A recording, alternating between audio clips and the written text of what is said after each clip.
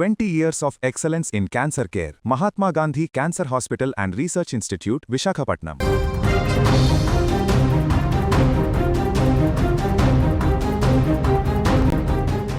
ఆంధ్రప్రదేశ్ను ఇప్పుడు రెండు రకాల విపరీత వాతావరణ పరిస్థితులు వెంటాడుతున్నాయి.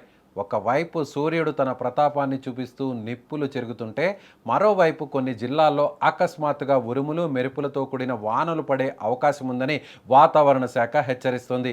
సాధారణంగా మే నెలలో ఉండే ఎండల తీవ్రత ఈసారి మరింత ఎక్కువగా ఉండడంతో ప్రజలు అల్లాడిపోతున్నారు. ముఖ్యంగా రాబోయే 3 రోజుల పాటు రాష్ట్రంలో ఎండలు వడగాలులు అత్యంత ప్రమాదకరంగా ఉండనున్నాయని విశాఖ వాతావరణ కేంద్రం స్పష్టం చేస్తోంది. రాష్ట్రంలోని ఏలూరు, కృష్ణా, ఎన్టీఆర్, గుంటూరు, బాపట్ల, పల్నాడు, మార్కాపురం జిల్లాలకు వాతావరణ శాఖ ఇప్పటికే రెడ్ అలర్ట్ జారీ చేసింది. ఈ ప్రాంతాల్లో పగటి ఉష్ణోగ్రతలు ఏకంగా 46 నుంచి 48 డిగ్రీల సెల్సియస్ వరకు నమోదయ్యే అవకాశం ఉందని రాష్ట్ర విపత్తుల నిర్వహణ సంస్థ వెల్లడించింది. నిప్పులు చెరుగుతున్న ఎండల మధ్య ప్రజలు అత్యవసరమైతే తప్ప బయటకు రావద్దని అధికారులు పదే సూచిస్తున్నారు.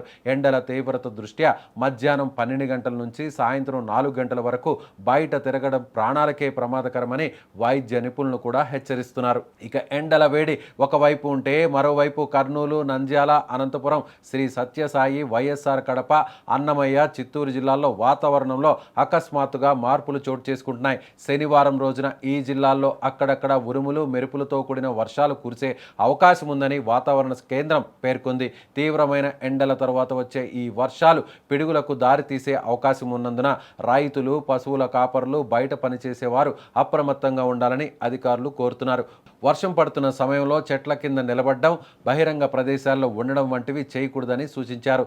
రాష్ట్ర వ్యాప్తంగా దాదాపు 221 మండలాల్లో వడగాల్పులు వీచే అవకాశం ఉండగా 13 మండలాల్లో అతి తీవ్రమైన వడగాల్పులు నమోదయ్యే సూచనలు ఉన్నాయి.